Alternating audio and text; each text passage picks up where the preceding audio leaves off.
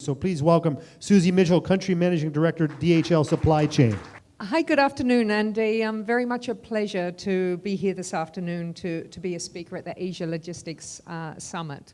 And I'm here today to present some best examples to drive innovation within the supply chain. This is innovation within domestic supply chain, and particularly examples of within the Philippines of what can be done to drive the innovation. So the summit today is very relevant. The Philippines is going through an enormous growth phase. And often when there's a growth phase, there's a lot of growth in industry, but there's also missed opportunities for savings and improved productivities. And so that's going to be the theme of my presentation today, the often missed opportunities. So to begin with, what we need to do is we need to acknowledge that there's literally hundreds of trends in the world today that are shaping what we do and that are shaping the logistics environment. These trends can typically be broken down into two different types. The megatrends. Megatrends are influenced by the evolution of our economies, these being demographics, urbanization, as well as consumerization and individualization. The other trend, these are the technology drivers. The technology drivers in the second tab, they influence the development of business models, as well as technology used in the industry today. So these combined trends will help us look at shaping logistics and driving innovation. So today, during the presentation, I'm going to focus on the conscious optimization and utilization of resources and assets in the supply chain.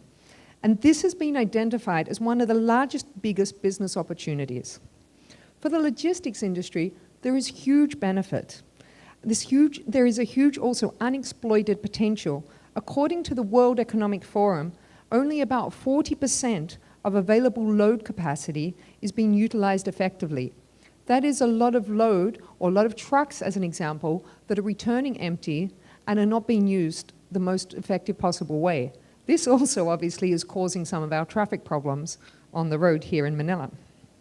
So today, I'm going to focus on the optimization and utilization of assets via a concept called de-stressing the supply chain. So what we need to consider is that complex supply chains and vulnerable customer demands often require the right mix of transportation modes and services.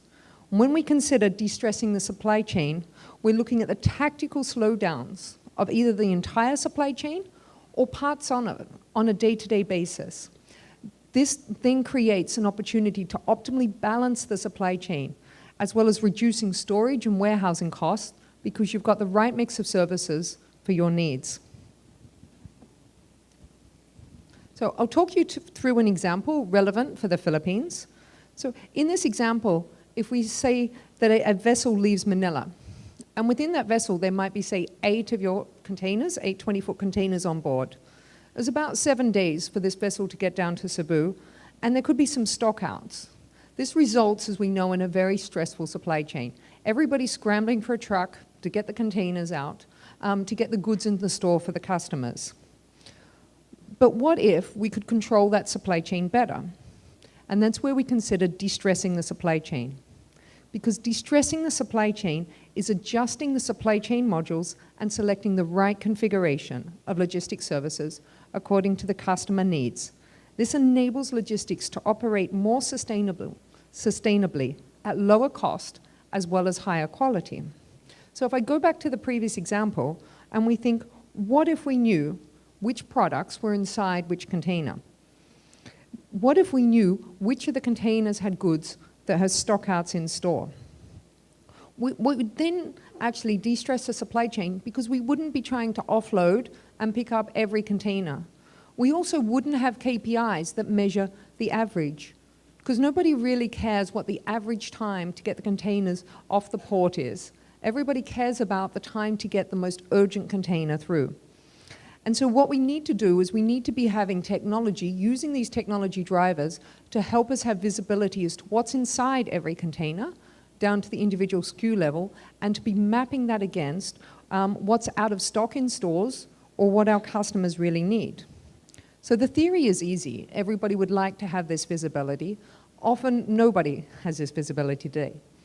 And this brings us to one of the other technology drivers, the technology driver of big data. So what is big data? Big data is really the next phase of intelligent use of untapped capabilities that every company has, because every company is collecting data.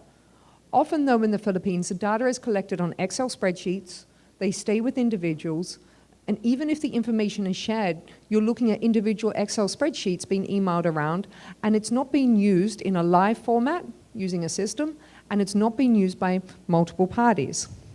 So with data analytics and actually having a good system to drive data, companies can achieve the attitude, skill set, as well as technology to become a data refinery, actually using the data that's already captured. And this data adds value. It can reduce costs in the supply chain, and it can be used to make supply chains more effective. So what's one example of a system for data? Up here on the screen is an example of just a system we use. It's a transport management system, but that transport management system manages where the goods are, whether they're in a container, whether they're on a truck, what SKUs are inside, and we give visibility to our customers, and we enable our customers to talk and communicate with us about what their most urgent shipments are so that we can prioritize, and so that we're not trying to do everything urgently, but actually only the urgent examples. The example and the screenshots, that's actually our system in the Philippines with some real customer data. So when we look at de-stressing the supply chain, effectively making the supply chain work better, taking the stress and the anxiety out, we need to have a strategy. And that strategy is no longer just a strategy for logistics. The strategy has to be combined with a sourcing strategy, inventory strategy, as well as sales strategy. Everybody coming together can actually make the supply chain work a lot more effectively at a lower cost. So in order to develop this strategy, what are some of the tools that DHL does? We're a logistics company, but we care about our customers' costs and service. So we use a tool to help define this strategy. The tool we use with our customers is a value stream mapping tool, but we use it at the enterprise level. So we effectively help a customer look outside of pure logistics, but what are the impacts, either on the sales side or the sourcing side, to develop a solution that's going to improve the quality, reduce the cost of their supply chain. Because sometimes the savings and the secrets are really just ineffective in making the supply chain efficient and productive. Another concept I'm going to talk about very quickly is supply chains. But when people think about supply chains, when it's de-stressing, using the same assets in a more effective way, we really should be thinking about supply circles. Because it's when you use supply circles that you actually reduce your cost. So when we often think about logistics, everybody thinks about speeding up. What can we do faster? What can we do better? But what we're doing with this approach is we're actually stepping back and we're looking at, well, how can we orchestrate the logistics better? How can we not do things slower, but how can we be smarter? So one of the concepts which we look at is automation. This is the one example that's not in the Philippines, it's in Thailand. And it's a fully automated warehouse for a major retailer in Thailand that's run by DHL. The reason why the example is a very good example to share is because the cost base of a labor in Thailand is very, very similar to the cost base of a labor here in the Philippines. But yet you don't get many automated warehouses. The thinking often here is, in order to automate a warehouse, you need cost savings in headcount. You need to take people out because automation replaces people. But the thinking should be, is how does automation help the entire supply chain?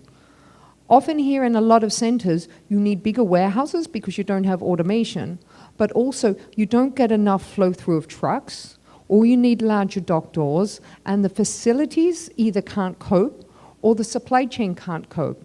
The number of consolidation warehouses here that only consolidate small loads that don't have the big volume going through them because they can't handle the big volume goes direct to the retailers, actually takes away the effectiveness of consolidation. Also, if you were to have a true consolidation warehouse where everything was consolidated going to the retailer, the offloading at the retailer space or the retailer's dock would be more efficient. These trucks would be able to turn quicker. Everything would be coordinated in system.